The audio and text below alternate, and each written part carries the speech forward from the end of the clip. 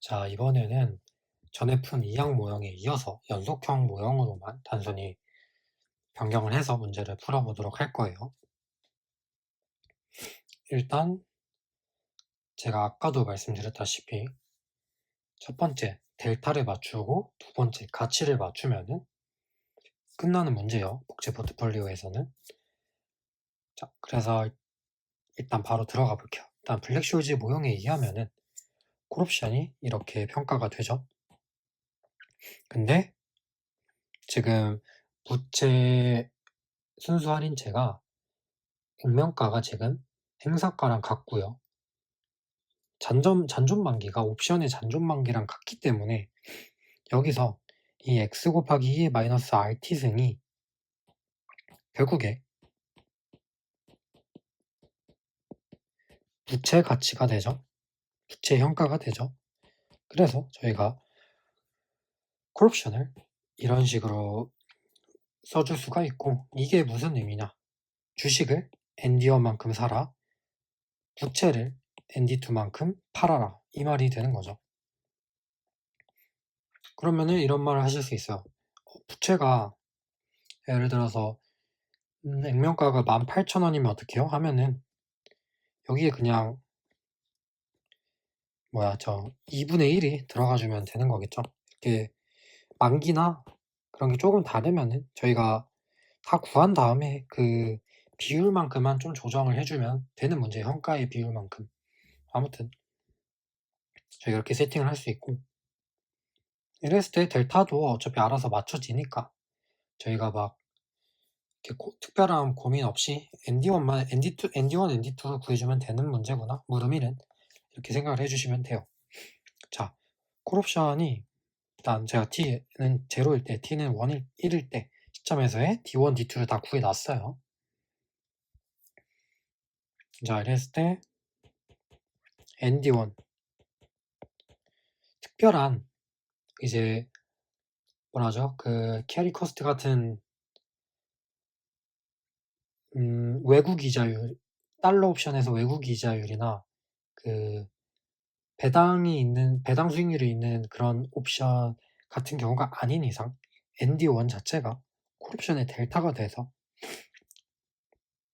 되죠. 그래서 결국에 주식을 ND1만큼 사야 된다가 여기서 같은 얘기가 되는 이치고, 아무튼 ND1을 구해주면은 0.5 ND1에서 D1이 0.57일 때 지금 0.71이에요. 그리고 ND2를 구해주면은 ND2는 0이니까 딱 절반인 0.5가 되겠죠. 그리고 이것도 미리 구해놔주면은 D1이 0.78일 때 ND1도 0.78이 되고, 여기는 0.6, 죄송해요. 이게 0.38일 거예요. 0.38이 돼서 0.65가 됩니다, 이게. 자, 그래서 물음 1은 제가 구했죠. 주식 이거 매입하면 되고, 채권 이거 매도하면 되고, 주식 이거 매입하면 되고, 채권 이거 매도하면 되거든요. 그래서 콜옵션의 델타가 아까 0.72였고, t는 1일 때는 0.78이어서 주식을 이만큼 매입을 해주면 되고요. 채권 같은 경우에는 ND2 수량인 0.5, 0.65를 매도를 해주시면 됩니다. 그래서 마이너스 0.5, 마이너스 0.65를 해주면 돼요. t는 0일 때는 뭐 그렇다 칠 수 있는데 t는 1일 때 여러분들이 좀 의심을 하실 수 있을 것 같아서 자, 콜옵션의 가치랑 다 비교를 해드릴게요. 자, 콜옵션의 현재랑 1년 후에 주가가 11,000원이 됐을 때 가치를 구해볼 건데, 그냥 대입해서 구하면 쉽게 구할 수 있어요. 콜옵션이 현재 시점에서는 296이고요. 1년 뒤에 주가가 상승한 경우에는 2903이 되는 거를 알 수가 있어요. 주가가 올라왔는데 이제 잔존만기가 줄다 보니까 콜옵션이 좀 줄어들 수도 있는 거예요. 주가가 올라도. 아무튼 이때 저희가 주식을 0.72개 매입을 하잖아요. 그랬을 때 주식은 총 7,200원의 포트폴리오 가치를 차지하고 있을 거고, 채권 같은 경우에는 0.5개를 매도했는데 이때 비제로 구해보면은 8476점 제가 다 구해놨어요. 시점별 가치. 이거 0.5 해주면은 마이너스 4238이 돼서 빼주면은 2962가 되는 거를 알 수가 있고요. 여기서도 구해주면은 이때 주식은 0.78개 매입을 하는데 이때는 11,000원 이상 되잖아요. 그래서 8,580에서 부채 같은 경우에는 이 B1을 0.65개만큼 매도를 했으니까 마이너스 5677이 되거든요. 얘를 구해주면은 2903이 되는 거를 체킹을 해줄 수가 있죠. 자, 그래서 가치가 맞는 것까지 저희가 확인을 해줄 수 있고, 그 다음에 이제 볼 거는 물음 2부터는 저거죠. 보호풋이죠. 그러면은 일단 어차피 저희가 가치가 맞는지 계속 확인을 해줘야 되기 때문에 보호풋의 시점별 가치를 구해볼게요. S0 더하기 P0.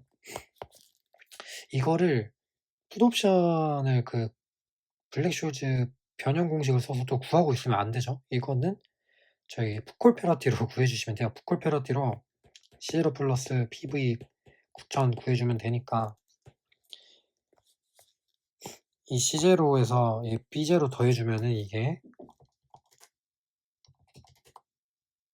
저기가 그 보호풋 가치가 되는 거예요.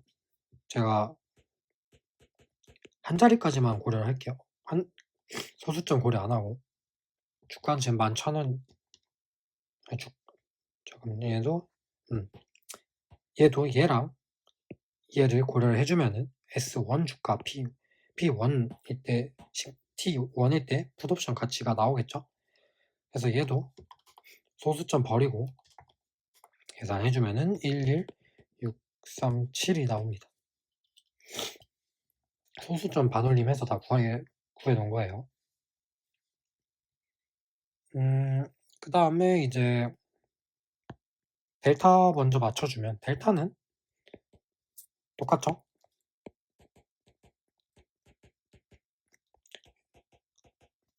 다 써 놔줄게요.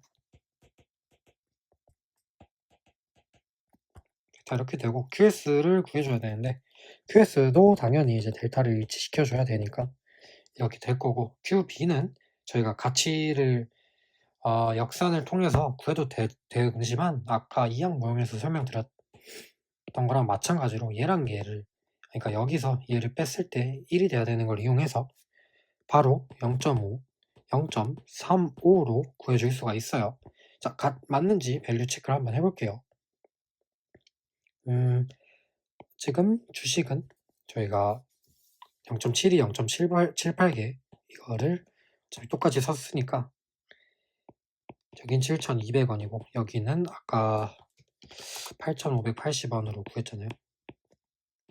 그 다음에 이제 부채를 계산을 해주면 되는데 0.5개, 0.35개 기억해주고 여기 0.5개 더해주면은 4238이 돼서 실제로 가치가 맞다는 거를 저희가 체킹을 해줄 수가 있고, 밑에 경우에는 0.35개예요. 0.35개를 매입했다니까 3057이 되거든요. 그러면은 11637이 되는구나, 가치가 맞구나까지 체킹을 해줄 수가 있어요. 제가 지금 물음 1이랑 2에서는 가치가 같다는 걸 놓고 QSQB를 구한 게 아니라 다른 식으로 간접적으로 구한 다음에 가치가 맞을 수밖에 없다는 걸 계속 보여주고 있어요. 그러니까 어떤 방식을 써도 같다는 거를 체크를 해주는 거죠. 이제 물음 3, 4 들어가야 되는데 물음 3, 4는 아까 이항 모형에서처럼 이제 선도 계약이랑 선물 계약의 민감도가, 주식에 대한 민감도가 살짝 다르다는 문제가 있죠. 자, 다시 체킹을 해봅시다. 선도 먼저 볼게요. 선도는 계약의 가치가 F- 과거에 체결한 선도 가격을 E의 마이너스 RT 승으로 할인을 해준 게 가치가 되겠죠. E 마이너스 RT는 E 플러스 RF의 T승분의 1이랑 같은 얘기예요. 연속복리에서는 이렇게 쓰는 거고. 근데 얘는 다시 그 현선물 패러티에 의하면 F가 S의 E RT승이니까 RT승이 E RT승이끼리 서로 사라지면서 S 마이너스는 일정한 상수가 됩니다. 이거를 이제 주식에 대해 미분을 해주면은 델타 VF가 1이란 거를 체크를 해줄 수가 있는데, 선물 같은 경우에는 또 달라지겠죠? 선물 같은 경우는 지금 사실 일일정산이라고 해도 되긴 하는데, 그 연속정산으로 해야 좀 그 이항 모형에서랑 그 합이 좀 맞아져가지고, 이항 모형에서는 제가 말씀드렸죠. 왜 일일정산이 안 되는지. 그 주가가 그 경로 의존성을 가져요. 연속적으로 변하거나 뭐 하루를 단위로 변하는 게 아니라 현실처럼 한 번에 팍팍 변화하고, 이것도 연속 모형도 현실과는 좀 거리가 있어서 제가 그냥 이 경로를 반영을 하려고 제가 일일정산 대신 연속정산으로 했는데, 사실 일일정산이나 연속정산이나 그 할인하는 효과가 의미가 없어서 1에 가까워가지고 근사를 시켜줘도 맞는 얘기가 될 것 같습니다. 자, 아무튼 얘를 연속정산하니까 그냥 할인을 해줄 필요가 없어요. 2의 영승이 돼서 1이 되는 거예요. 근데 이거는 F는 다시 SA의 RT승으로 표현할 수 있고 뒤에 K가 붙잖아요. 얘를 S에 대해 미분을 해주면은 델타 VF는 E의 RT승이 되는 거를 확인을 해줄 수가 있어요. 자, 그러니까 이제 델타를 가지고 저희가 선물 선도 계약수를 체크를 먼저 해줄게요. 선도는 델타가 1이었으니까 두 경우 0.72, 0.78로 저희의 목표하는 델타랑 똑같이 일치를 시켜주면 되는데, 아까 구해보면은 E의 RT승이 나오잖아요. 그래서 그 델타가 물음 4번 같은 경우에 일단 T가 1일 때랑 T가 2일 때 해보면은 T가 1일 때는 E의 0.03승이죠. 무형이자율이 3%니까 여기는 0.06승이고 얘는 그러면은 1.0305, 얘는 1.0618이 돼서 이때 QF는 여기는 0.72 나누기 1.0305가 되죠. 그러면은 0.698, 죄송해요. 이게 T는 1이랑 T는 2가 아니라 실수를 했는데, T는 0일 때랑 T는 1일 때로, 그러니까 이게 그러니까 대문자 T는 잔존만기를 의미하고 소문자 T는 그 시간의 흐름을 말할게요. 그러니까 현재 시점은 T는 0, T는 0에서는, 죄송해요. 이 정의를 제대로 안 하니까, 이에 0.03의 잠존만기가 2년이죠. 그러니까 2에 0.06승이 되고요. T는 1일 때 1년 후 시점에서는 잠존만기가 1년이 되니까 2에 0.03승이 된다. 이렇게 다시 깔끔하게 하고 갈게요. 그래서 이게 1.0618이고 얘는 1.0305니까 현재 시점에서 계약수는 0.71을 2의 0.06승인 1.0618로 나눈 0.6781개가 되고요. 이때도 미리 구해주면은 0.78을 1.0305로 나눠주면 0.7569가 되는 거를 확인을 해줄 수가 있어요. 자, 그래서 저희가 물음 3, 4에서 델타는 다 잡았고 3, 4 각각에서 부채를 잡아주면 되는데,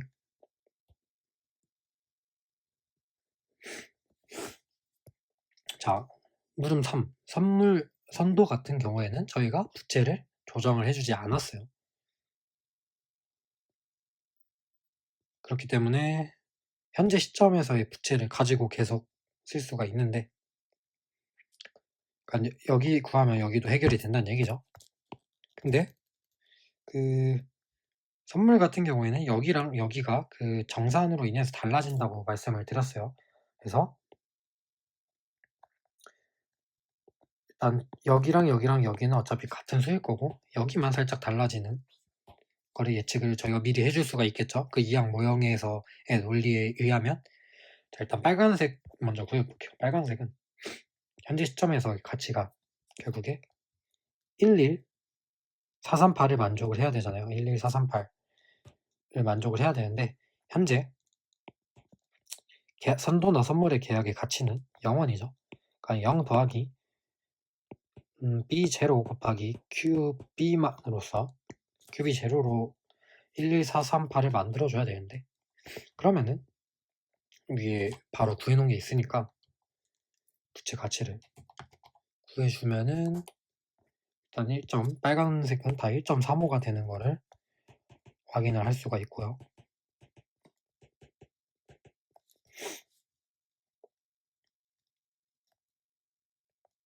그리고 살짝 가물가물하신 분들을 위해 설명을 드리자면 여기서 왜 조정이 안 일어나냐면은 일단 정산이 안 돼요. 그죠? 선도는 중간 정산이 안 되니까 중간에 제가 포트폴리오를 한번 짜면은 건드릴 수 있는 게 계약수밖에 없어요. 선도의 계약수밖에 없어요. 중간에 현금이 발생하거나 유출되지 않아서 저희가 뭐 채권을 팔아야 되거나 매수를 해야 되거나 그런 상황 자체가 생기지 않아요. 중간 정산이 없으면. 그래서 채권 수량이 고정된다. 이런 식으로 이해를 하셔도 될 것 같고 파란색은 달라지죠. 파란색에서는 일단 파란색에서 여기서도 어차피 제가 말씀드렸죠. 선물은 정산 시점마다 업데이트가 되기 때문에 지금 연속 정산이죠? 계속해서 정산이 일어나고 있어요. 계속해서 선물의 가치는 0으로 계속 업데이트가 돼요. 그 다음에 제가 계속 말씀드린 이 K가 조정이 되겠죠. K가 계속 조정이 되는데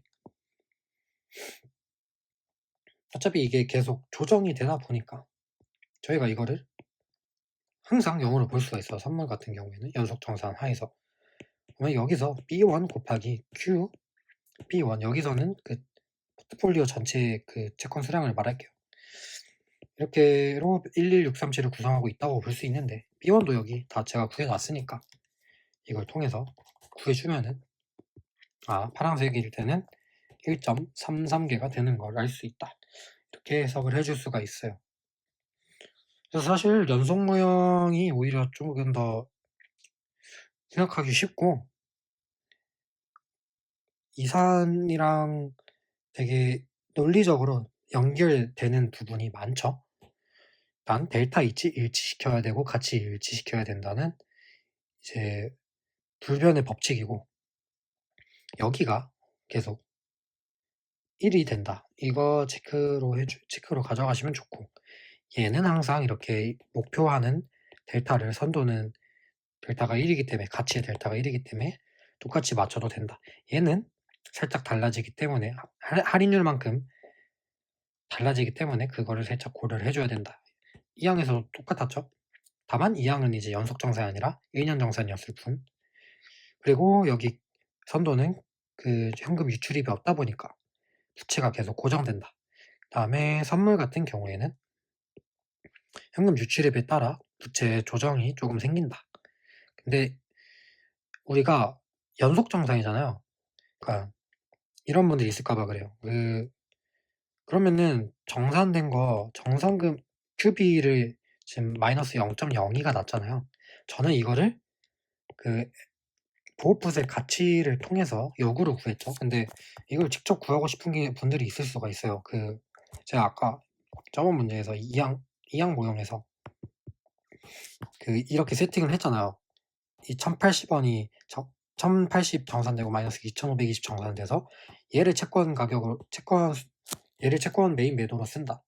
근데 연속에서는 불가능해요. 왜냐면은 지금 1년 시점에서 갑자기 주가가 11,000원이 된 게 아니라 엄밀히 말하면은 이게 연속적으로 이렇게 꾸준히 돼서 결국에 11,000원이 된 거예요. 그러니깐 여기가 t는 0이라고 하고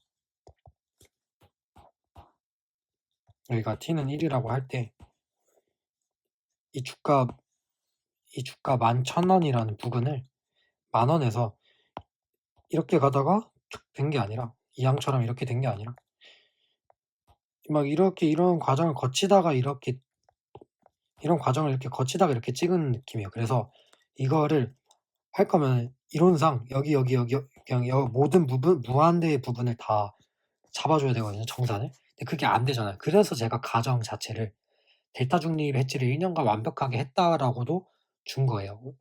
왜냐면 이거를 막 여기 갑자기 주가가 점프해서 했으니까 이거 정산 구할 수 있는 거 아니야? 하실까 봐 제가 1년간 델타 중립 해지를 계속 했다고 줬는데, 그래서 여기 연속 모형에서는 그 정산을 가지고 채권 조정 수량을 잡을 수는 없어요.